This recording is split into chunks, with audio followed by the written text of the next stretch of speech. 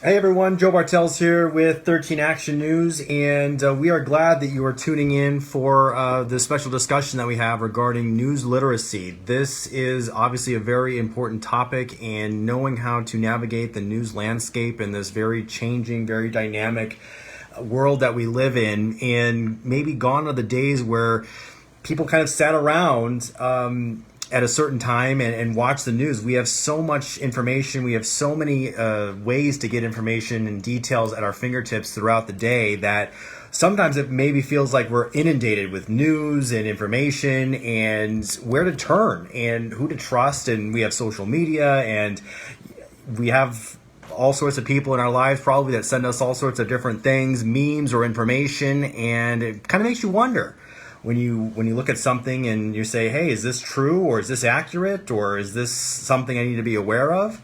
So we just kind of wanted to walk you through what news literacy is, and we hope that you're able to watch our broadcast tonight at 6 o'clock. It was called Navigating the News, and if you got a chance to watch it, we kind of gave you some really helpful points and tips to try and navigate the news landscape. And the main four things that you kind of need to know is the different types of news or information. And the first one, it's four groups, but for the four main groups, the first one is verifiable information, facts, things that you can check, things that you can corroborate, things that you can go and independently verify through government entities or other places, sources of information, just that you know that you are getting the true blue accurate picture of what's going on. That's just information. The next section is misinformation, and misinformation, from what we understand, is just facts that are stated incorrectly. You say 100, but it was actually 150, or some other kind of maybe harmless or clerical error that was not meant on purpose. The other is disinformation. Disinformation, as we've learned, is harmful in that these are items that are purposely meant to mislead you, to guide you in a bad direction, or to just kind of pass bad information along in some effort to do some harm. So that's disinformation. And the last one is propaganda. Propaganda is essentially maybe car commercials or some kind of political messaging, something that's just one-sided. Propaganda has kind of a negative connotation for it, but it's not all bad. It's just information that just has one side to it. It doesn't give the other side. So that's propaganda. Now, when we think about our news consumption habits, you want to think of all the different sources that we get, right? We have local news, we have information in terms of newspapers or online or other social media platforms that news organizations run. So there's a whole variety of ways that we can get information, but it's important to diversify, just like you wouldn't want to eat all cupcakes all the time or just cotton candy. You need to have certain level of variety of fruits and vegetables and proteins to make sure that you're healthy and that you're consuming all the necessary things that you need to help you make informed decisions. So it's very important to diversify your plate, essentially, and make sure that you are getting all sorts of different sources, not just from one source, but make sure that you're getting a well-rounded appetite or well-rounded diet of information. So that was essentially what our story was about, and we hope you kind of watched it and took away something from it. I learned a lot too. There's so many ways that we can get information. We see some people get information from memes. You probably get stuff on Instagram or whatever, and you just see these things and you wonder, okay, this is an unsourced infographic. Where is this information coming from? Who was behind these numbers? What is the deal? So the story at 6 o'clock kind of gave you some ideas, some tips on ways that you can help do your own research and verify the facts. A lot of the stories that I do, I'll source where I got information. I'll hyperlink it into the web story. So if you ever see something that I do, usually there's links underneath them, and then you can click on them and go to the actual source of where we got the information, so you can verify it yourself independently, so you know where it's coming from. So I'll just go in here and ask some questions or answer some questions. One of them was, I believe, what did I learn through this process? And I think it's just for myself. One thing that I took away is that I'm going to try to attempt to read more broadly. I'm going to try and seek out multiple sources of information, multiple news organizations, and also read internationally, broadly, they say. So maybe find a publication that is outside of the country, to kind of get more of a worldly view of kind of the issues that perhaps that you're dealing with or the rest of the world's dealing with, instead of getting into this very centered American focus. Maybe look a little more broadly as well. Let me see, some of the questions I have here is Spencer Bingham says, all the conservatives I know, including myself, are exposing themselves to both sides. I follow more leftist sites than I do conservative. I can tell you that propaganda is coming from the left. Well, from what we know from information, we know that from propaganda, it's not specific to one party. It's not specific to one topic. It could be anything. It's just information that is one-sided. What the information is, what the contents of that's where it falls into the different levels of news and information. So propaganda is a one-sided truth, but if it's misinformation, then it's no longer propaganda. It's misinformation or disinformation. Dis meaning it's trying to deceive you. So that's kind of the long and short of it there. Another person says, we are acculturated, indoctrinated, and brainwashed into not just going regular to a television media as a resource for information, but we have also been at the mercy of parallel institutions of learning that reinforces the media's perspectives. Media is very different in today's world.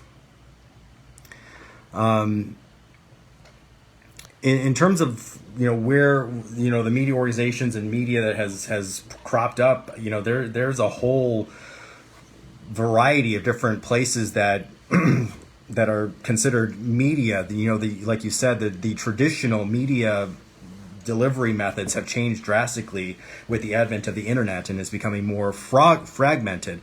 So people are going to these other places where I can't speak for the other media organizations. We have standards, we have protocols, we have ways that we sift through information, that we verify and double check and make sure that it's accurate before broadcasting it or putting it out there. The last thing we want to do is to put something out there that's wrong or inaccurate, and we always own up and write corrections if need be for information. For stories that we have put out there, that is not in any way to try and deceive people. It's an honest mistake sometimes, and we're all guilty of it. Humans make mistakes, and journalists are no different. But the intent to mislead or dislead people, that's where the trouble gets into. And having these maybe unvetted or these sources of information in terms of these media, things that are on the internet specifically, that's something that what we're doing here is trying to give you the tools you need to make informed decisions and look at something and know the difference and be able to say, what, I'm going to make sure I'm doing my due diligence and make sure that I've going to independently verify these informations. We're all we're all used to what our traditional maybe news outlets, and they've been around for decades and decades and decades, and there's a track record there. So with the newer media organizations, just be mindful of that. So sorry, there's a whole bunch of questions and people kind of commenting, and so I just want to make sure that I'm getting your questions answered. If you find fact-checking to be annoying, then you're part of the problem, says Carrie Jill Larson. Let's see here.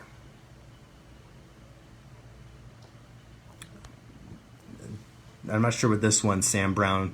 Don't leave out Fox News is what they followed all this time. and that was something that we mentioned in our story was, when you go and you watch, say, for example, an opinion show, it's very difficult for people sometimes, and even myself, when I watch something, it's hard to know who is a journalist and who is an opinion, a host of some sort. And that is where I think some people may be getting in trouble, in that they're maybe not realizing that what they're listening to is an opinion and not essentially is not fact. And so the opinion is through someone else's perspective and someone else's lens. So when you're listening to it, it's hard to separate the difference between what's opinion and what's fact, and how to formulate your own thoughts on that very topic. So that's something that you run into a lot, and especially in cable networks. And it's not specific to one cable network. It's across the spectrum: conservative, Democrat, independent, libertarian. There are all sorts of facets and walk of life and opinion hosts and people who are on social media, who have platforms, and it's their right to say what they want. But in terms of getting your information and knowing the difference between what's opinion and what's news, that's what this news literacy story and this discussion is all about.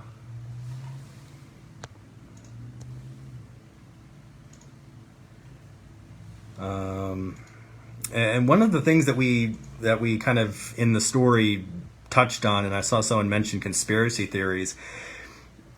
One of the things that Emma Frances Bloomfield, our expert in our story at 6:00, mentioned was that throughout history, throughout civilization, there's always been people, there's always been organizations, there's always been entities that have put out information or disinformation or far-flung theories, and they've done it a bunch of different ways. They've done it with pamphlets, they've dropped flyers from buildings, they've put it on bulletin boards.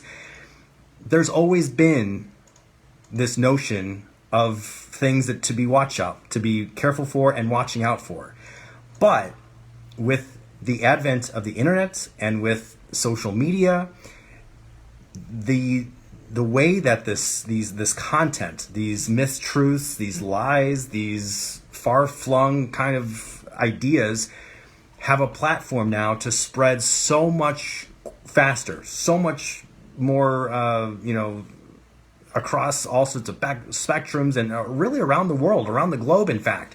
So it's so much on the person, you, me, others, to be mindful that what we're consuming and what we're seeing may be one of those things that for centuries and for decades and decades, it was always out there, but it was always maybe on the fringe, or maybe it wasn't on the forefront. But now the media, social media, has given it the ability to spread much more rapidly. So something to keep in mind, especially with conspiracy theories or other kind of far-flung ideas out there. How do you check info you find on the web? Well, there's several ways. One thing that we typically see, for example, are, say, data sets from maybe the coronavirus, and we get different data from different sources. The CDC is a government entity that most people are aware of, and they push out all sorts of different facts and figures and information and graphs and warnings, and test positivity rate and case rate and vaccines per 100,000 and all sorts of things. So that's one source that you're watching 13 Action News live at 11, and you see the test positivity rate for COVID-19 is now down under 19%, 19 point, whatever it is today, 19.4. You can go check that. Nevada Health Response website, you just pop that into Google, say NV Health Response, and it'll pop right up. You can go to the dashboard, and that's the same information that we get, that we bring to you. That's the same way you can go and check everything. death rates, case rates, test positivity rates, tests per 100,000 people. It's broken down by any number of categories or way you want to do it. So that's one way. And just knowing where to go to these different organizations, and just simply taking something that you're curious about and putting it into a search engine and just do your own research. If you're hesitant, or you're questioning something, or if you don't believe something, take that information, pop it into a search engine, and just go through the search results, and even look to see what other news organizations are reporting, or see if there's a government agency that's got those facts and figures, and you can do your own research. And that's one of the tips and tools that we have for people to navigate the news. So very, very important skill to have. So we have about 15 more minutes or so. I got actually a story that I'm working on tonight. So if you have any questions, please drop them here in the comments, and I will see to try to read them. I'm just scrolling up to see if I missed anything. I see a lot of people kind of weighing in on this.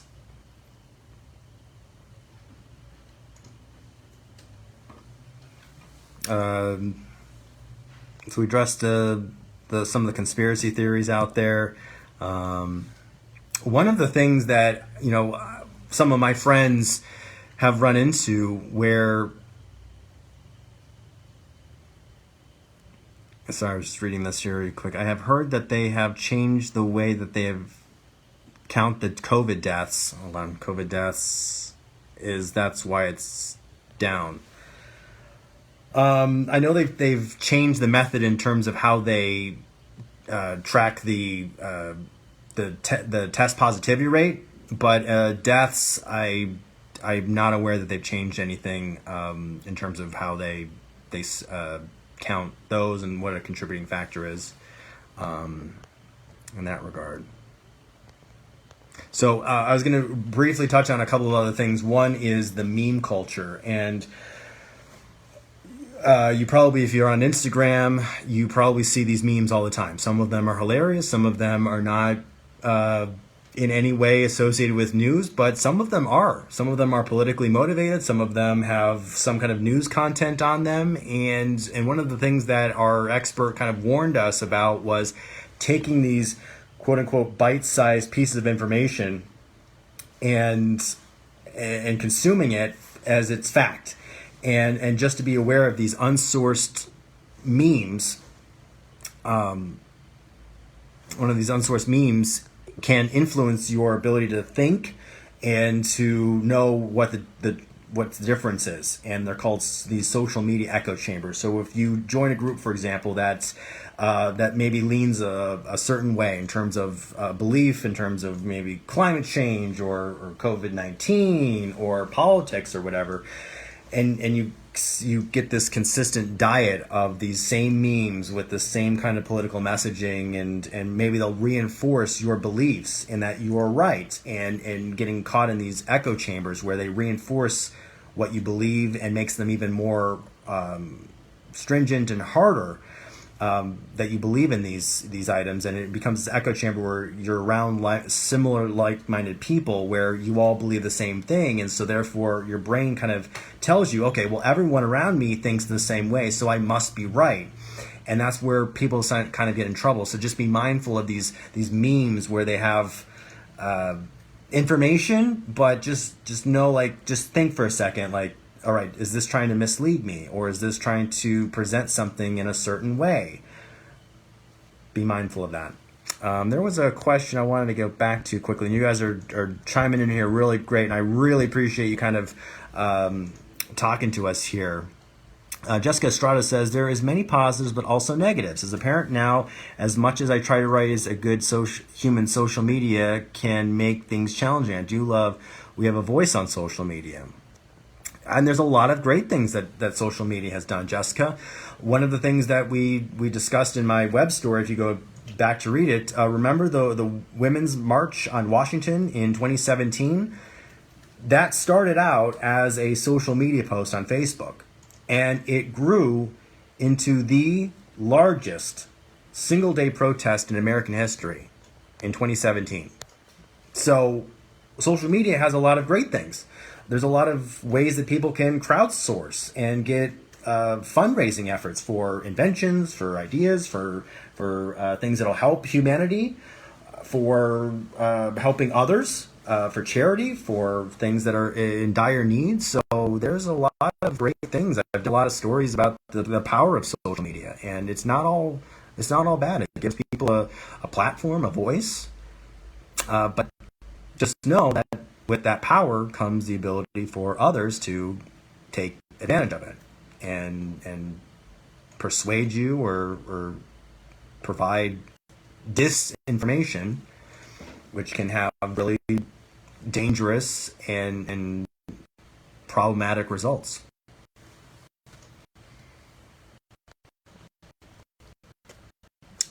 Just trying to see if we in here and watching. Um, if you have any questions, again, just pop them in there. I'm just kind of scrolling back really quickly. Sorry, I've got you kind of watching me here. Um, let's see here. Kimberly Dawkins from Tucson. Thanks for tuning in, Kimberly. From Tucson, I used to work in Phoenix, just up the road there, at ABC 15. This was, let's see, it says, I'm from Tucson and I used to live there in Vegas. Awesome. And I was wondering, why do you and all other news media say lie about the coronavirus and how many deaths in order saying it is crazy?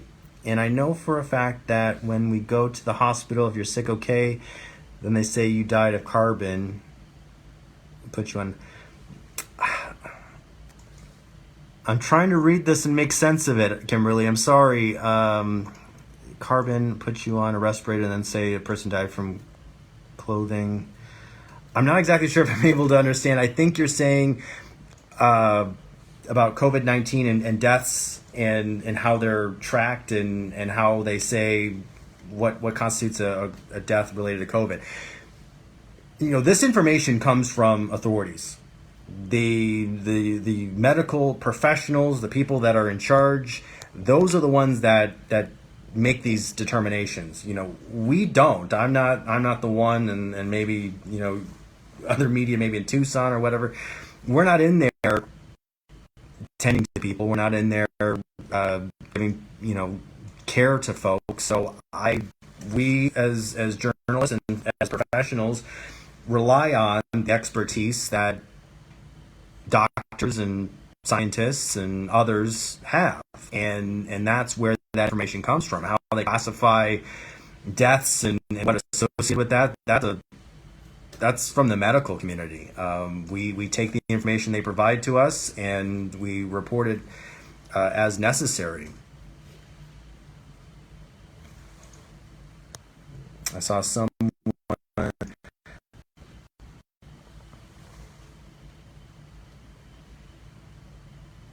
Shirley Fake says, I just have questions. I've been watching on mainstream media and doesn't make sense. What doesn't make sense? What details are you looking for?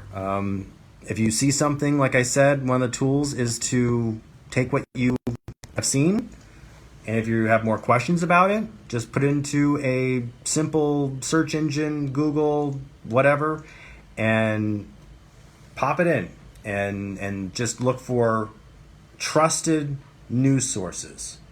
Ones that you maybe never heard of before, maybe ones that have websites that don't look just right or seem to have some red flags in them.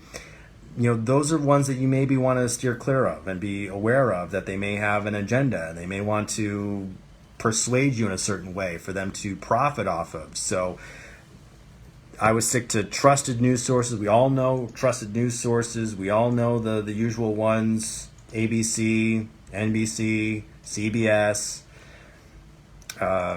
any number of maybe a local paper that you watch, or a print online version of something that you trust.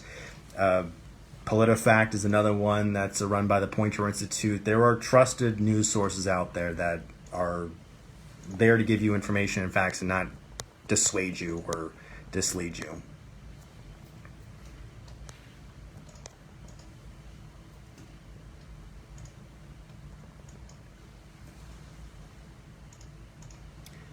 Kimberly says, I'm just saying that when you go to the hospital, when you go to the hospital and you have like a flu bug and they say that you died from COVID and they're all lies and I want the true numbers. Kimberly, again, since you are in Tucson, I would suggest going to the Arizona website wherever they're tracking the COVID numbers and see. I'm sure there's the Arizona Department of Health and Human Services, I believe, is who's tracking the numbers, and you can see the flu numbers, and you can see what the deaths related to COVID-19 are. That's the way to verify. You said that you're distrustful of mainstream media and it doesn't make sense to you. This is one of the things that we're telling you to do, is to think critically. Don't take things at face value. Be skeptical. Question it. And then go and do your own research. Go to your local health department's website and you can Google Tucson flu deaths, Tucson AZ flu deaths, or Arizona flu deaths, and I'm pretty sure in about 15 or 20 seconds you would be able to find the reliable, independent, not from a mainstream media source, the information from the actual government entity, and look at the numbers yourself without any kind of quote-unquote mainstream media lens or what have you, and make your own determinations from there. I do, but they're lying about it, hon. Kimberly, short of getting a PhD or getting a medical degree and going in and doing the research myself, I don't know how to help you. I don't know. I am doing my research. Obviously, he's not in the White House. Sorry. If you have that level of distrust, that's a whole nother, I think, level of complication. In this country, we're blessed to have professionals. We're blessed to have institutions that are built on trust and on ethics and on doing the right thing. And so when you have such a level of trust of what's going on, that's a whole nother kind of, I think, level of complication. But at some level, there's got to be some level of truth, of trust in the truth and what's fact and what are empirical evidence and data shows. And so, at some point, there's got to be some level of faith in the level of what institution, what information that you get from if it's not from the news or from the quote unquote media,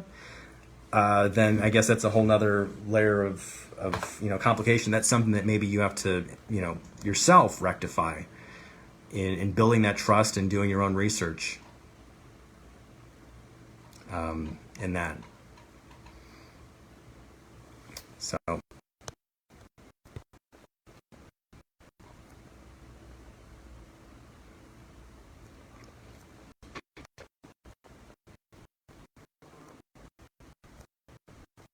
Just trying to see if there's any more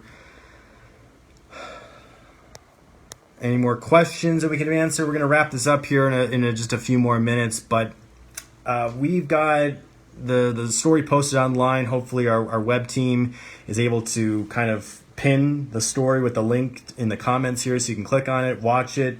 It's really informative, really interesting, and one of the things to keep in mind is that we have been, it is exhausting. And I know that you probably feel it. I feel it.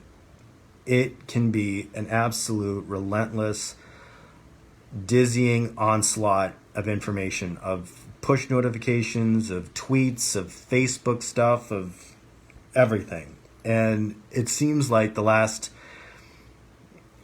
10 months with this pandemic has just put things into some kind of hyperdrive. And it seemed like every single day there was something huge that was so consequential in your life that, you couldn't do anything but pay attention. And because it was important. And so it's important to just take a deep breath and maybe unplug for a little bit. And one of the strategies is to just think. to ponder, to digest the information that you're getting, and let it kind of roll around and think about it, and then you can make a decision, and you can choose to act and respond in any way that you want. And that's one of the key things to take away was it is a lot, and this is a lot of information, and this is kind of a tumultuous and trying time for sure, for anyone, for everyone, and just being better consumers of news and knowing the tools that you have at your fingertips right now can make a huge difference in your everyday life and just your whole thinking and psyche. So if you have any questions, Carrie, thanks so much. Carrie Jill Larson, I appreciate it. It's been challenging for sure, but we keep on doing what we do best because we're citizens. We go to the same stores as you do. Our kids go to the same schools. We drive on the same roads. We're all in this together. So just kind of be mindful that it's not an us versus them. It's not our enemies. We're people like you. We are in this community trying to make things as best as we can to just make the world a more informed place so you can make the informed decisions that you need to make on an everyday basis, from independent issues involving schools to local governments to state government, federal government, everything in between. So I'm just reading here. I think that's pretty much it. It's 7 o'clock now, top of the hour. I've got a ton of more work I got to do for the 11 p.m. broadcast tonight, so we'll stop it there. If you are in the neighborhood and are able to watch tomorrow or on Thursday, well, actually all this week, we've got the News Literacy Project, which is a nonprofit that's we're partnering with the owner of this TV station, the EW Scripps Company, and every day at 6 a.m., 6 p.m., and 11 p.m., we have special reports on very vital, important information for you to know. So you have tools at your fingertips to make decisions and to spot different misinformation or things that are trying to lead you astray or in a wrong direction. So we just want to make sure that you have all the necessary tools to navigate the news. But on Thursday, I've got a special report. If you ever have wondered how the news works or what it looks like day to day and what a real true blue journalist, someone who's doing everything, tune in at 6 a.m., 6 p.m., or 11 p.m. on Thursday. We followed Jeremy Chen for a day, a reporter here at 13 Action News, and we show you how a story goes from being an idea to being on TV at 5 minutes. And if you've never seen it before, it's interesting.